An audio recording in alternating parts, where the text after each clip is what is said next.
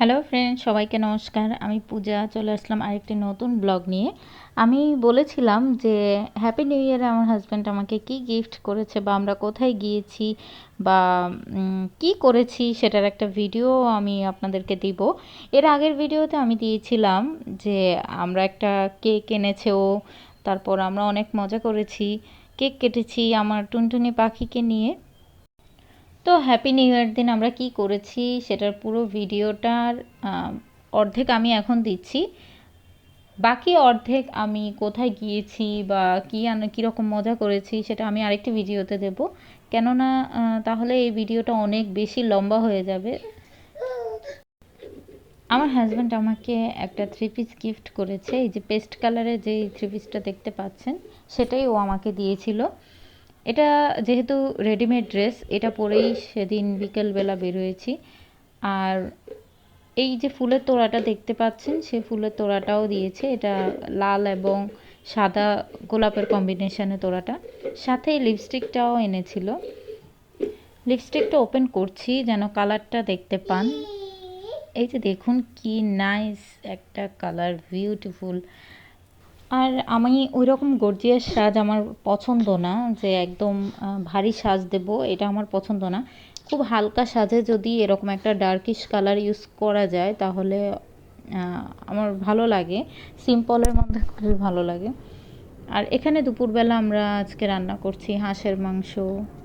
আমি এখানে আদা বাটা, রসুন বাটা, জিরার গুঁড়ো, হলুদ গুঁড়ো আর প্রয়োজন মতো মরিচ, যার ঝাল আমরা অত বেশি খাই না তাই আমি মরিচটা কমই ইউজ করি। তারপরে লবণ দিয়ে দিলাম। কিছু কথা বলে নিই, আমার ভিডিওগুলো আপনাদের যদি ভালো লাগে আমার ভিডিওগুলোতে অবশ্যই লাইক দিবেন। আর আমার ব্লগগুলো কেমন লাগে সেটা কমেন্টস বক্সে আপনাদের মতামতটা জানাবেন। আমি চেষ্টা করব আরও বেটার করতে। আমি যেহেতু একজন নতুন ব্লগার তাই সবই ক্ষমা দৃষ্টিতে দেখবেন। আর আমার চ্যানেলটা প্লিজ প্লিজ একটু সাবস্ক্রাইব করবেন। আমি এখানে প্রয়োজন মতো সরিষার তেল দিয়ে নিয়েছি। হাঁসের মাংসটা বাড়ি থেকে আনা, গ্রাম থেকে আনা। মাংসটাতে তেলের পরিমাণটা একটু কম, মানে হাঁসটা একটু কচি টাইপের, তাই এখানে বাড়তি একটু তেল দিলাম। যাই হোক, একটা কড়াইতে আমি তেল দিয়ে পেঁয়াজগুলো দিয়ে দিয়েছি। এখন আমি মাংসগুলো দিয়ে দেব। মাংসটাকে আমি এভাবে অল্প জালে ভালোভাবে কষিয়ে নেব। যেহেতু হাঁসের মাংসের হাড়গুলো একটু শক্ত হয়, মাংসটা হতেও একটু টাইম লাগে। আর মাংসর যত কষানো যায় ততই কিন্তু মাংসটার টেস্ট অনেক ভালো হয়। এখন তো হ্যাপি নিউ ইয়ার, তার মধ্যে শুক্রবার, তাই পৃথার বাবা কাকা দুজনেই ঘরে আছে, যে কারণে একটু ভালো কিছু রান্নার তো বটেই, তাই না? আর শুক্রবার দিন বা বন্ধের দিনগুলোতে আমি চেষ্টা করি একটু ভালো কিছু রান্না করার, কারণ দুপুরবেলা ওরা দুজনই ঘরে থাকে না।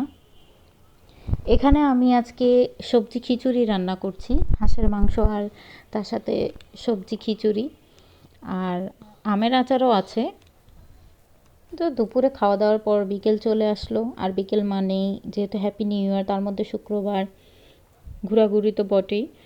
এখানে আমি একটা নার্সারিতে গিয়েছিলাম, ভেবেছিলাম কিছু গাছ কিনবো, কিন্তু আসলে কেনা হয়নি, কারণ নার্সারিতে গাছের এত দাম, এত এত এত দাম বলেছে, ভয়ে চলে এসেছি।